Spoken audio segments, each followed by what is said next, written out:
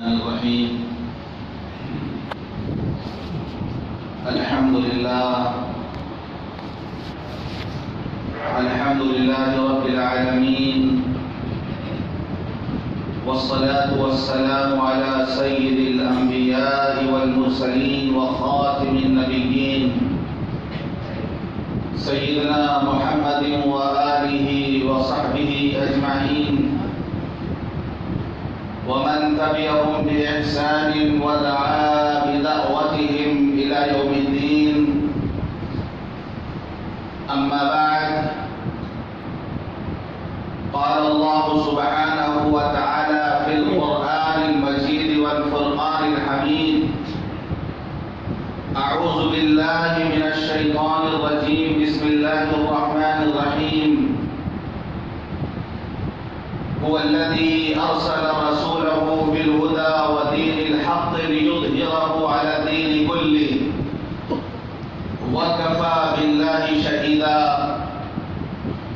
محمد رسول الله والذين معه أشداء على الكفار رحماء بينهم، تراهم ركعا سجدا يبتغون فضلا من الله ورضوانا، سيماهم في وجوههم من أثر السجود. صدق الله العظيم. محترم بزرگوں، دوستوں اور دینی بھائیوں، جیسا کہ آپ جانتے ہیں کہ یہ مہینہ ربیع الاول کا مہینہ ہے. ربیع الاول کا مہینہ وہ مہینہ ہے جس میں محسن انسانیت، رہبر انسانیت، سید الاولین والآخرین، رحمت للعالمین، خاتم النبیین، امام الانبیاء، محبوب کبریاء، احمد مصطفیٰ محمد مصطفیٰ صلی اللہ علیہ وسلم کی ولادت ہوئی. ولادت کی تاریخ کے بارے میں تو اختلاف ہے. کسی نے کہا کہ 8 ربیع الاول کو ولادت ہوئی، کسی نے 9 کہا، کسی نے 12 کہا، لیکن مہینہ ربیع الاول ہی کا تھا، بہار کا مہینہ تھا. ظاہری طور پر بھی بہار کا مہینہ تھا، اور آپ کی آمد سے یہ مہینہ روحانی طور پر بھی بہار کا مہینہ ہو گیا. کہ آپ کی آمد سے اس دنیا میں ایسی بہار آئی، ایسی بہار آئی کہ یہ مہینہ تنگ پڑ گیا. تو اس کے بعد جو مہینہ آیا اس کا نام بھی ربیع رکھا گیا. ربیع الاول بہار کا پہلا مہینہ، اس کے بعد جو مہینہ آیا اس کا نام رکھا گیا ربیع الثانی، بہار کا دوسرا مہینہ. عرب شاعر کہتا ہے کہ ولد الہدی فالکائنات ضیاء وفم الزمان تبسم وثناء. کہ ہدایت کا آفتاب طلوع ہو گیا، ساری دنیا روشن اور منور ہو گئی. وفم الزمان تبسم وثناء، اور زمانے کا چہرہ کھل اٹھا اور وہ ثنا خوانی کرنے لگا.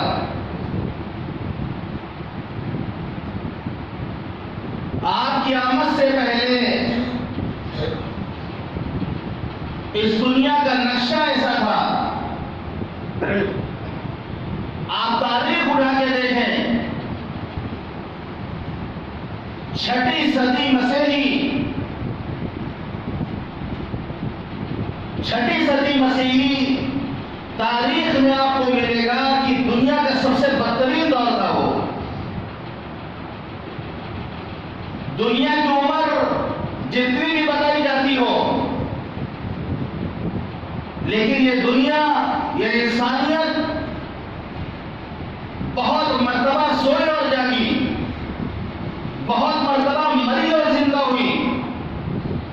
لیکن 6ٹھی صدی مسیحی میں انسانیت سکرات کے عالم میں تھی، جیسے کسی کی جان نکل رہی ہو اور آخری وقت آ گیا ہو۔ انسانیت سکرات کے عالم میں تھی اور حضور پاک صلی اللہ علیہ وسلم نے آ کر انسانیت کے اندر نئی روح پھونک دی۔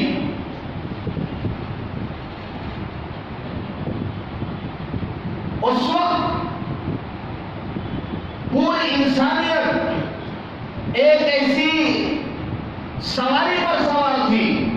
اگر مثال دی جائے کہ پوری انسانیت ایک ایسی سواری پر سوار تھی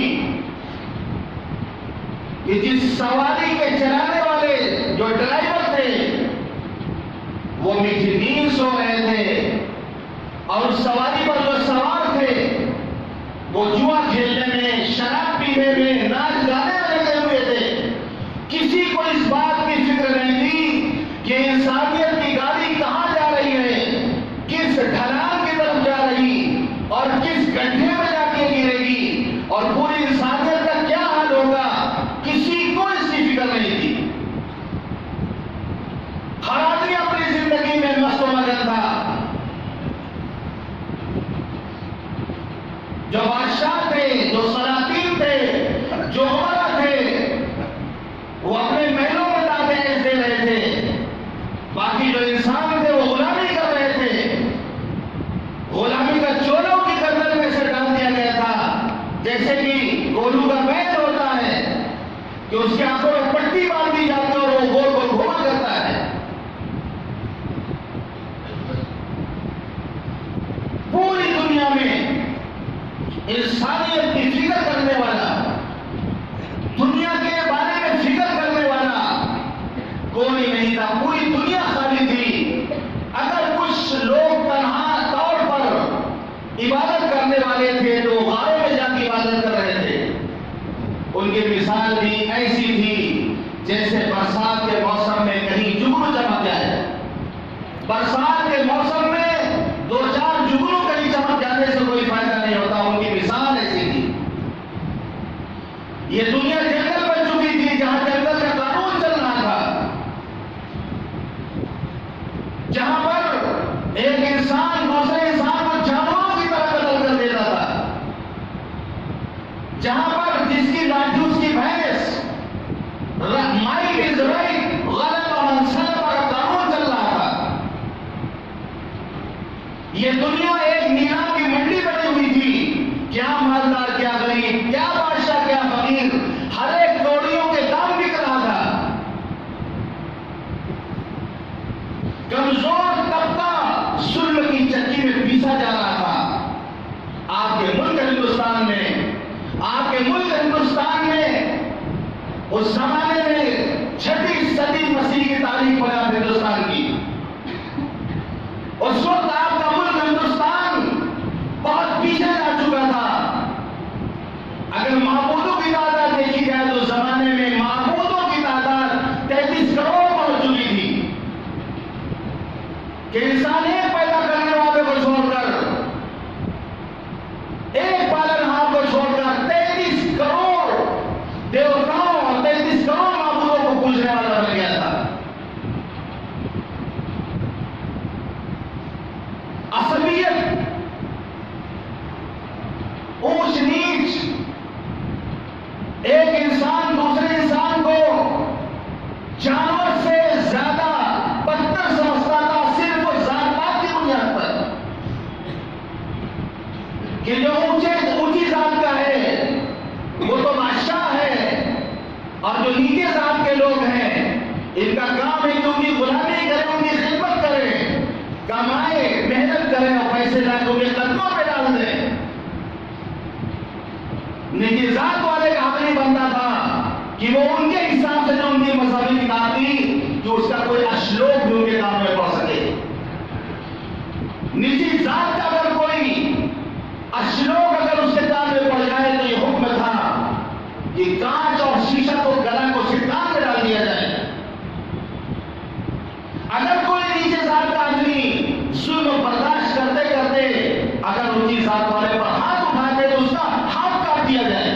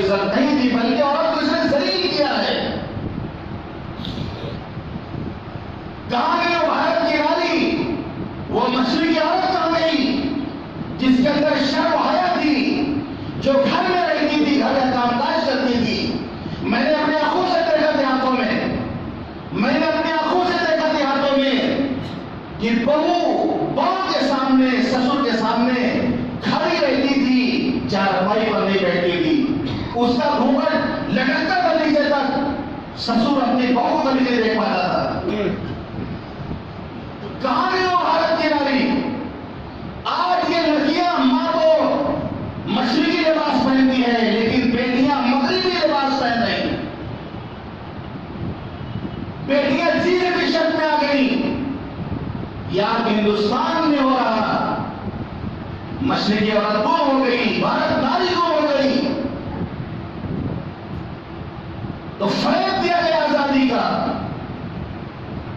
کہ ایک عورت جو گھر میں کھانا نہیں بنا سکتی، جو عورت ایک شوہر کی فرما برداری نہیں کر سکتی، وہی عورت جب گھر سے باہر نکل کر ایئر ہاسٹس بنتی ہے تو سینکڑوں مردوں کی خوشامدیں کرتی ہے، جہاز پر ہو جاتی ہے، پھر بجا بجا کے لوگ بلاتے ہیں اس کو، سینکڑوں مردوں کی غلامی جہاز پہ جا کے کرتی ہے، اس کو آزادی کا نام دیا جاتا ہے۔ آفس میں سارا دن لوگ بات کرتی ہے، مردوں کے پیچھے پیچھے لگی رہتی ہے، اس کی ڈانٹ اس کی ڈانٹ سنتی ہے، اس کو آزادی کا نعرہ دیا جاتا ہے۔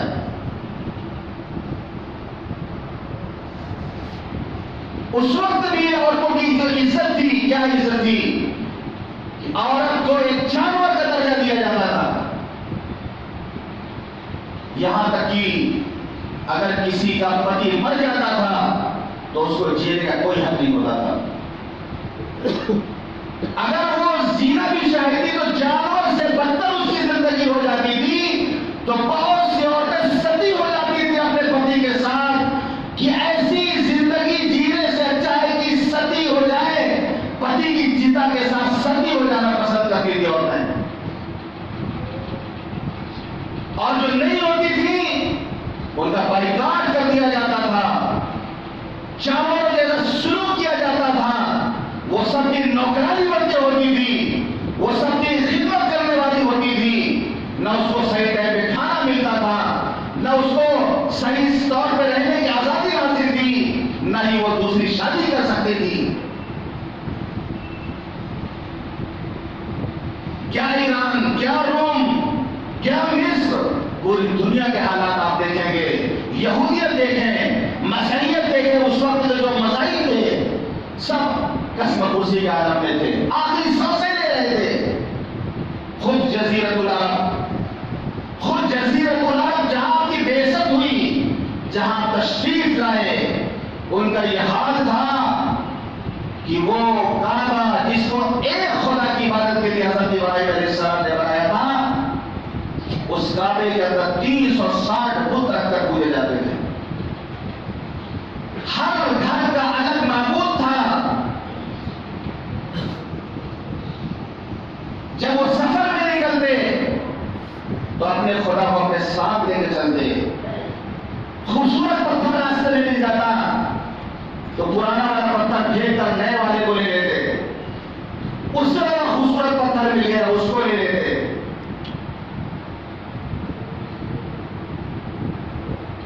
اس وقت انسان جانور بن چکا تھا۔ اگر یہ کہا جائے کہ بعض جانور جن کو مذہبی تقدس حاصل تھا اس زمانے میں، بعض جانور جن کو مذہبی تقدس حاصل تھا، بعض درخت جن کو مذہبی تقدس حاصل تھا، انسانوں سے زیادہ ان کی عزت کی جاتی تھی، انسانوں کی بلی دے دی جاتی تھی ان کے اوپر،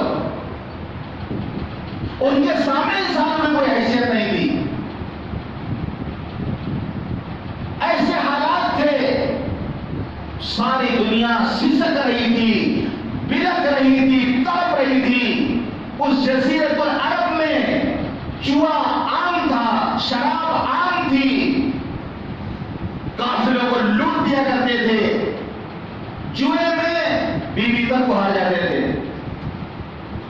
وراثت میں باپ کی وراثت میں اس کی بیوی بھی تقسیم ہوتی تھی۔ اکھڑے سے جاہیے سے کہ جس بات پہ آ گئے تو آ گئے، کتاب میں وہ آگے پڑھا،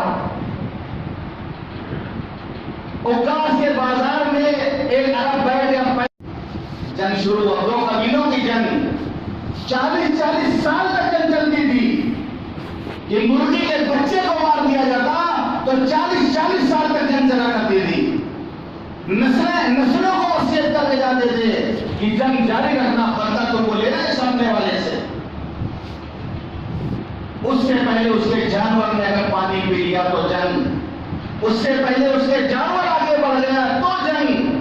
معمولی معلوماتوں پر خون کی ندیاں بہائی جاتی تھی کہ کہیں پانی پینے پلانے پہ جھگڑا, کہیں پانی پینے پلانے پہ جھگڑا, کہیں گھوڑا آگے بڑھانے پہ جھگڑا. یوں ہی ہوتی رہتی تھی تکرار ان میں, یوں ہی چلتی رہتی تھی تلوار ان میں. عورتوں کا حال یہ تھا کہ وراثت میں بانٹ دی جاتی تھی. بیٹا اپنی ماں کو اپنی نگاہ میں رکھ لیتا تھا, صحیح ماں کو نہیں. جو دوسری بیویاں ہوتی تھی اس کے باپ کی, باپ کے مرنے کے بعد بیٹا اس کو اپنے اندر میں کر لیتا.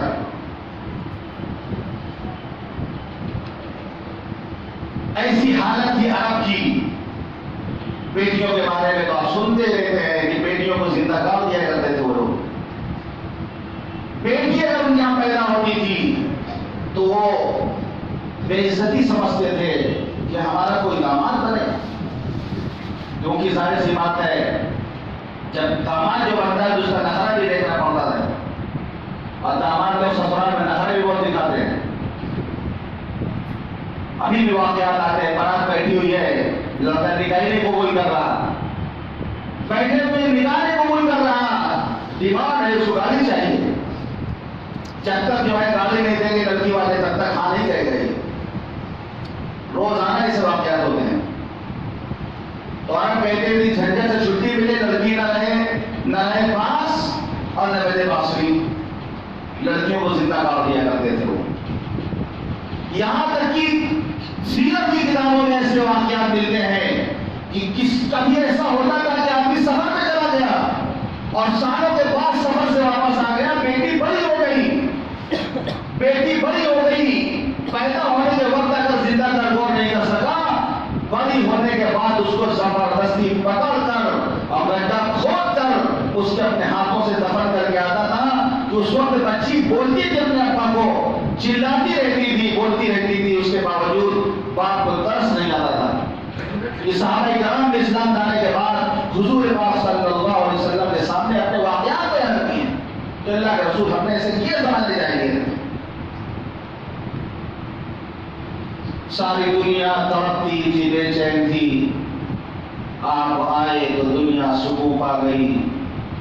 آپ تشریف لائے تو ایسا لگا جیسے گزرے چمن میں بہار آ گئی. جس طرف دیکھیے ظلم ہی ظلم تھا, رحم کی بھیک مانگے سے ملتی نہ تھی.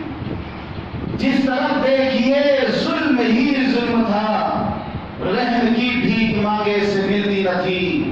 آپ رحمت بنا کر جو بھیجے گئے, جب سے رحم و کرم کی گھٹا چھا گئی. یہ آج جو سکون دے ہیں دنیا میں, یہ آج جو اطمینان دیکھ رہے ہیں دنیا میں, یہ حضور پاک صلی اللہ علیہ وسلم کی آمد, آپ کی بعثت کا صدقہ ہے. یہ بہار اب جو دنیا میں آئی ہوئی ہے, یہ سب کو انہیں کی لگائی ہوئی ہے. اور انسانوں پر آپ نے بھی محنت کی. 23 سال کا عرصہ لگا ہے, صرف 23 سال کا عرصہ لگا ہے, اور آپ نے ان عربوں میں محنت کی جو کسی کی بات سننے کے لیے تیار نہیں, جو ایسا گھر کہ معمولی باتوں پر 40 سال تک چل رہا کرتے تھے, جن کے یہاں معبودوں کی تعداد کے ہر پتھر کو معبود سمجھتے تھے. کعبے کے اندر 3 روشنائن خود رکھ کے پوچھتے تھے, صفا پہ بت, مروہ پہ بت, حبل نام کا سب سے بڑا بت وہ مدا پہ رکھا ہوا تھا.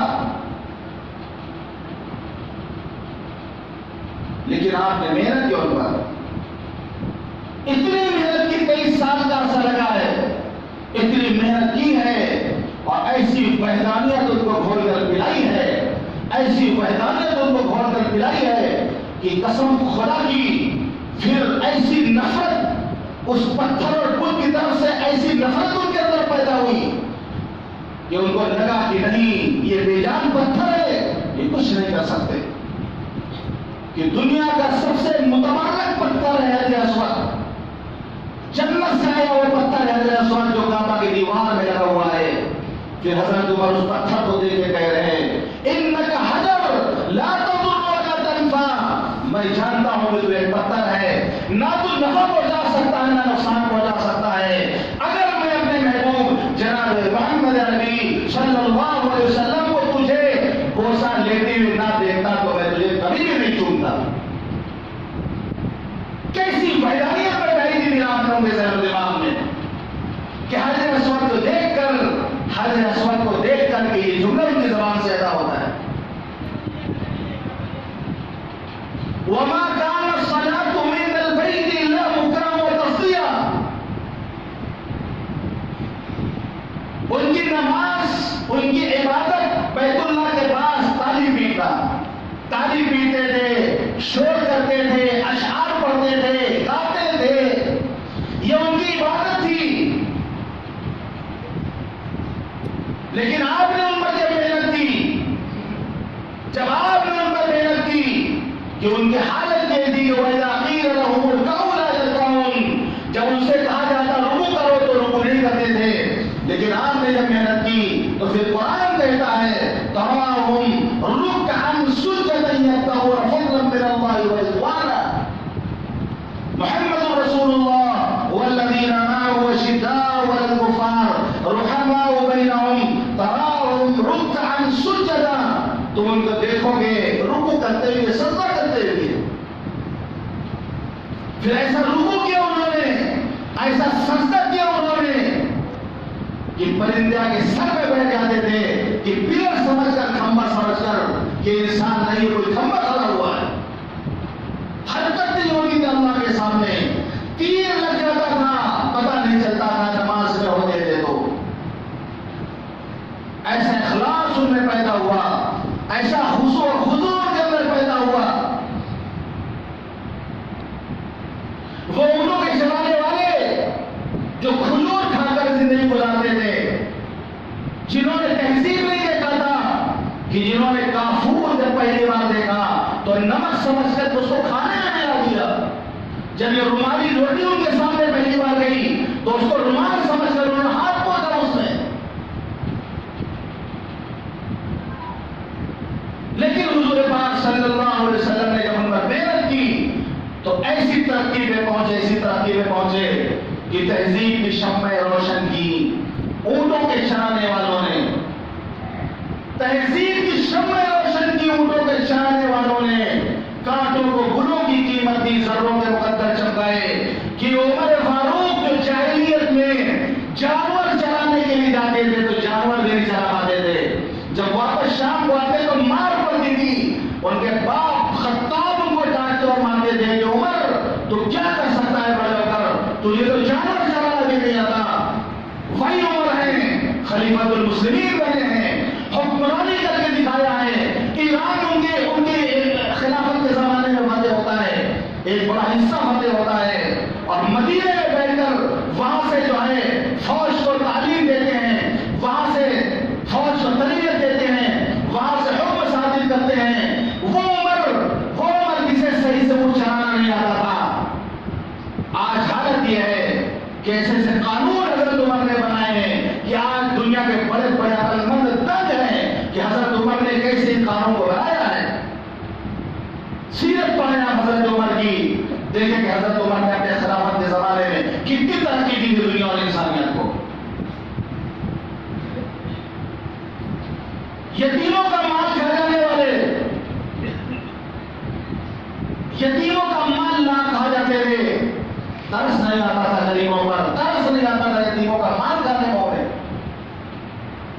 ان کو صرف پیٹ بھرنے سے مطلب تھا، حرام کا آتا ہے کہ حلال کا آتا ہے اس سے ان کو فرق نہیں پڑتا. لیکن جب حضور پاک صلی اللہ علیہ وسلم نے ان پر محنت کی ہے، ان پر محنت کی ہے تو ایسا معاشرہ وجود میں آیا ہے کہ قسم خدا کی اگر تعلیم کی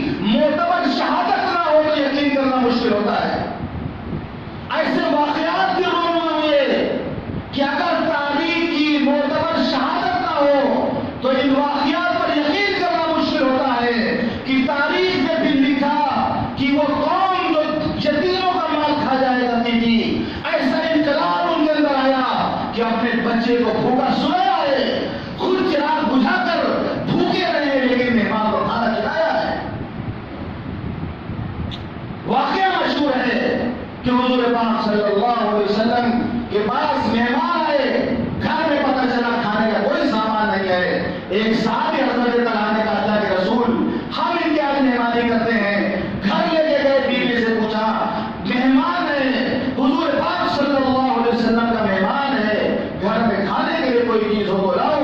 بیوی نے کہا صرف بچوں کے کھانے کا سامان ہے بس۔ فرمایا بچوں کو پہلا گزرا کے سنا دو، بچے کو پہلا گزرا کے سنا دیا گیا، اور بیوی سے کہا کہ کھانا دسترخوان پہ لا کے رکھ دینا، اور جب مہمان کھانا شروع کرے تو تم چراغ درست کرنے کے بہانے جانا اور چراغ جا کے بجھا دینا، اندھیرے میں ہم لوگ صرف ہاتھ چلائیں گے، مہمان کھانا کھائے گا، مہمان کا پیٹ بھر جائے گا، ہم بھوکے رہیں گے۔ دسترخوان لگا، مہمان کے سامنے کھانا چلا گیا، کھانا تھوڑا تھا، بیوی نے جا کے چراغ کو بجھا دیا، اور مہمان کے سامنے وہ کھانا اشارہ کر رہے تھے، مہمان سمجھ رہا کہ لوگ بھی کھا رہے ہیں، مہمان نے پیٹ پر کھانا کھایا، اور یہ میاں بیوی نے رات بھوک کی حالت میں گزارا۔ کہ صبح جبریل امین نے آ کے خبر دیا، جبریل امین نے نبی کو آ کے بتایا کہ آپ کے صحابہ میں ایسے لوگ ہیں کہ وَيُؤْثِرُونَ عَلَىٰ أَنفُسِهِمْ وَلَوْ كَانَ بِهِمْ خَصَاصَةٌ، کہ اپنے آپ پہ دوسروں کو ترجیح دیتے ہیں۔ یقین کرنا مشکل ہے کہ ایسے واقعات ہو سکتے اس معاشرے میں۔ کہنا بہت آسان ہے کہ آدمی کہہ دیتا ہے کہ اپنے حقوق کو معاف کر دیں گے، دوسرے کے حقوق کو ادا کیا جائے۔ علمی مجلسوں میں میں نے دیکھا جہاں پر دیندار لوگ ہیں، میں نے وہاں پہ دیکھا کہ دسترخوان پہ کھانا کھانے کے لیے کس طریقے سے آگے کود رہے ہیں۔ کہنا آسان ہے کہ بھائی کو ترجیح دے دو، پہلے وہ کھانے بعد میں کھائیں گے، لیکن جب دسترخوان لگا، علمی مجلسوں کو میں نے دیکھا، دیندار محفلوں میں میں نے دیکھا، اپنے آپ پہ کھانے کے معاملے میں کوئی کسی کو ترجیح نہیں دیتا ہے۔ ہر ایک کی خواہش ہوتی ہے دوڑ کے پہلے ہم کھانا کھائیں، ہمارے بھائی سے پیچھے جائے گا نہیں کھڑے ہیں۔ لیکن حضور پاک صلی اللہ علیہ وسلم نے ایسا مثالی معاشرہ بنایا کہ یرموک کا میدان ہے، دنیا سے جا رہے صحابی، آخر وقت ہے، پیاس لگی ہے، العطش کہا کہ پانی چاہیے، چچا صاحب بھائی پانی لے کے آتا ہے، پانی کا کٹورا منہ کے پاس لگاتا ہے، بغل سے پیاس کی آواز آتی ہے، وہ اشارہ کر دیتے نہیں پہلے اس کو پلاؤ۔ جب ان کے پاس پانی لے کے جاتا ہے، بغل سے تیسرے ہوتے ہیں، ان کو پیاس لگی ہوتی ہے، وہ پانی مانگتے ہیں، وہ اشارہ کرتے ہیں ان کے پاس لے کے جاؤ۔ جب وہ صاحب پیالہ لے کر تیسرے کے پاس جاتے ہیں تو ان کی روح پرواز کر چکی ہوتی ہے، واپس دوسرے کے پاس آتے ہیں تو ان کا بھی انتقال ہو چکا ہوتا ہے، اپنے چچیرے بھائی کے پاس آ کے دیتے ہیں تو بھی شہادت سے سرفراز ہو چکے ہوئے ہوتے ہیں۔ پیاسے دنیا سے چلے گئے، پیاسے دنیا سے چلے گئے، لیکن اپنے بھائی سے پہلے پانی پینا گوارا نہیں کیا۔ یہ وہ لوگ تھے کہ جن کی حالت یہ تھی کہ جانور بھی اگر پہلے پانی پی لیتا تھا تو 40 سال تک جلوا جاتے تھے۔ صرف ان کا جانور پہلے پانی پی لیتا تھا، 40 سال تک جلوا کرتے تھے۔ ایسا انقلاب ان کی زندگیوں میں آیا کہ اپنے بھائی سے پہلے پانی پینا گوارا نہیں کیا، پیاسے دنیا سے چلے گئے۔ یہ واقعات ہیں، ایسے سنہرے واقعات آپ کی تاریخ میں ہیں جو دنیا کے لیے نمونہ بن سکتے ہیں۔ یہ واقعات کہ اگر معتبر شہادت نہ ہو تو یقین کرنا مشکل ہوتا ہے۔ تو حضور پاک صلی اللہ علیہ وسلم کی آمد سے اس دنیا کے اندر بہار آ گئی، یہ دنیا کی انسانیت، یہ مری ہوئی انسانیت پھر زندہ ہو گئی، اور انسانیت میں انسانیت کی گاڑی صحیح رخ پر آ گئی، جو ڈھلان کی طرف جا رہی تھی اس کا رخ آپ نے موڑا، اس کا رخ آپ نے موڑ دیا، اور پھر انسانیت کی گاڑی دوڑنے لگی۔ جنگل کا جو قانون نافذ ہے دنیا میں اس کو آپ نے ختم کیا، اس جنگل کے قانون کو آپ نے توڑ کے ختم کیا۔ آپ نے ہر ایک پر احسان کیا، ہر ایک سنوں پر احسان کیا، مردوں پر احسان کیا، عورتوں پر احسان کیا، ماں پر احسان کیا، بیٹیوں پر احسان کیا، نوکروں غلاموں پر احسان کیا، جانوروں پر احسان کیا، انسانوں پر احسان کیا، جناتوں پر احسان کیا۔ کوئی طبقہ ایسا نہیں ہے جو جناب محمد رسول اللہ صلی اللہ علیہ وسلم کی رحمت للعالمین کا کی سوغات اس کو نہ ملی ہو، جس کو آپ کی رحمت کی چھینٹیں نہ جس کو آپ کے رحمت میں حصہ نہ ملا ہو، اللہ نے آپ کو رحمت للعالمین بنا کے بھیجا۔ ہم انہیں کو امتی ہیں، ہم انہیں کو امتی ہیں۔ یہ روشن اور تابناک تاریخ اور سیرت ہمارے پاس ہے جو ہم دنیا کے سامنے پیش کر سکتے ہیں۔ آج بھی دنیا جاہلیت کی دور کی طرف واپس جا رہی۔ آج بھی اگر کوئی انسانیت کو بچا سکتا ہے تو وہ آپ ہیں۔ آج اگر کوئی انسانیت کو تباہی سے بچا سکتا ہے تو ایمان والے ہیں جو آج غافل ہیں، اپنی میٹھی نیند سو رہے ہیں، اور انسانیت پھر آج خطرے میں ہے۔ پوری تہذیب کے ساتھ، تمدن کے ساتھ آج آپ کے ملک میں پورا معاشرہ کا معاشرہ بھی ہوتا چلا جا رہا۔ پوری انسانیت جس میں اللہ والوں کی محنتیں شامل ہیں، علماء کی محنتیں شامل ہیں، ان کی لکھی کتابیں شامل ہیں، پھر سے ایک بار آپ کے ملک کی گاڑی ڈھلان کی طرف جا رہی ہے۔ اگر یہ گاڑی اسی طرح ڈھلان کی طرف گئی اور یہ گاڑی ٹکرائی تو پھر کوئی دھرم والا ہو، کوئی مذہب والا ہو، وہ ہندو ہو کہ مسلمان، سکھ ہو کہ عیسائی، نقصان سبھی کو ہوگا، سبھی کا نقصان ہوگا۔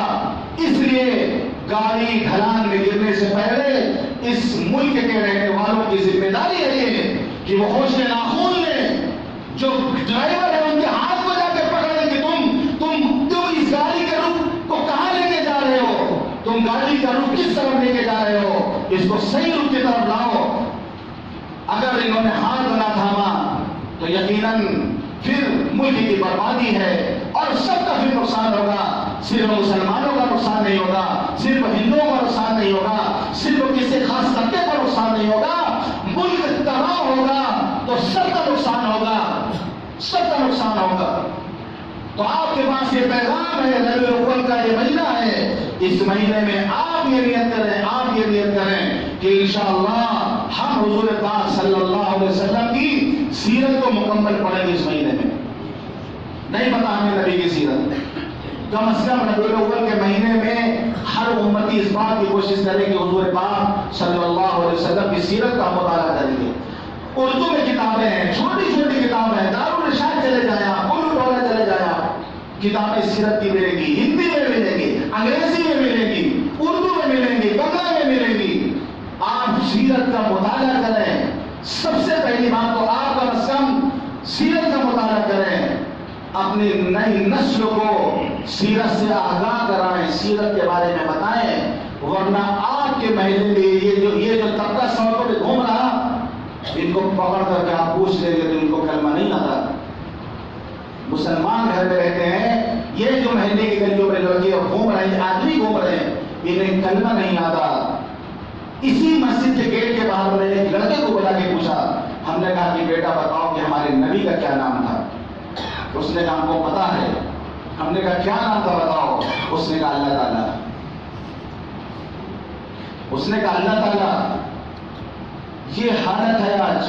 ایک واقعہ آیا کہ ٹی وی شو میں، بہت مشہور شو جو آپ جانتے ہیں جہاں پہ سوالات پوچھے جاتے ہیں، ایک مسلمان عورت کا نمبر آیا، اس سے سوال کیا جاتا ہے کہ مسلمان جو رمضان کے مہینے میں روزہ رکھتے ہیں ایک مہینہ، اس کو آپ کے مذہب میں کیا کہا جاتا ہے؟ صلاۃ کہا جاتا ہے، صوم کہا جاتا ہے، کلمہ کہا جاتا ہے، ایک کوئی اور لفظ تھا، 4 آپشن دیے گئے تھے، کیا کہا جاتا ہے؟ وہ مسلمان عورت چپ چاپ بیٹھی، اس کو پتہ نہیں کیا کہا جاتا ہے۔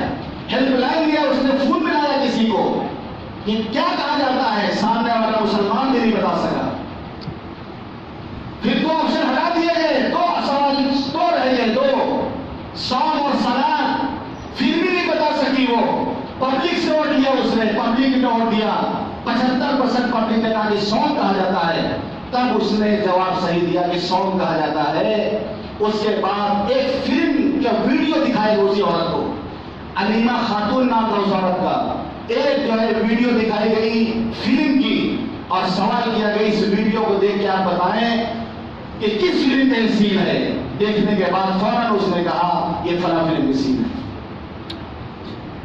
یہ آج حالت ہے ہمارے عورتوں کی، یہ حالت ہے ہماری نوجوان نسل کی، کہ میں نے کل ایک مدرسے میں اپنے مدرسے میں بچے سے پوچھا کہ بتاؤ بیٹا جو آسان دیتا ہے اس کو کیا کہتے ہیں؟ اس سوال کا جواب تھا ہمارے مدرسے میں امتحان کا، اس کو نہیں پتا جبکہ اس کو پڑھایا گیا ہے۔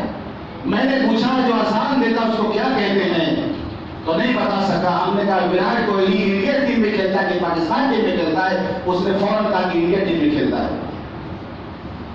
ہم نے کہا اللہ اکبر، جہاں ہم پڑھا مدرسے کے بچوں کی جب یہ حالت ہے کہ محسن کا نام امام کا نام نہیں معلوم، تو وہ بچے جو سڑکوں میں گھوم رہے ہیں ان کا کیا حال ہوگا؟ قسم خدا کی نسلوں کو بچا لیجیے، یہ آنے والی نسلیں امانت ہے ہمارے پاس، ان کی فکر کیجیے، ورنہ آج ارتداد پھیل رہا، مرتد ہو رہے لوگ، اسلام سے نکل جا رہے لوگ، یہ امانت ہے۔ کل قیامت کے دن اللہ پوچھے گا ہم سے، ہمارا گریبان پڑا جائے گا کہ یہ بچے جو ہے یہ مرتد ہو رہے تھے، دین سے دور رہے تھے، تم نے کیا کیا اس وقت؟ تم آپس میں لڑنے سے تو کوئی فرصت نہیں تھی، تمہیں مسلکی اختلافات سے فرصت نہیں تھی، تم اپنے مسلکی اختلافات میں لگے ہوئے تھے۔ یہ امانت ہے ہمارے پاس اور اس امانت کے بارے میں ہم سے پوچھا جائے گا۔ ہم اپنے بھی فکر کریں، اس ربیع الاول کے مہینے میں جو بہار کا مہینہ ہے، نبی کی محبت ایسی ہونی چاہیے کہ ہمارے اندر اس مہینے کے آنے سے دلوں کے اندر بہار آ جائے، سنتوں کے عمل کرنے کا جذبہ پیدا ہو جائے، نماز سے اہتمام ہونے لگے، مسجدیں بھر جائیں کہ نہیں ربیع الاول کا مہینہ آیا ہے، بہار کا مہینہ آیا ہے کہ ہماری زندگیوں میں بھی بہار آئے۔ یہ انقلاب لانا ہوگا، ہمیں اپنے اندر، اپنی نسلوں کے اندر انقلاب لانا ہوگا۔ اللہ تعالیٰ ہم سب کو کہنے اور سننے ضابطوں کرنے کی توفیق عطا فرمائے۔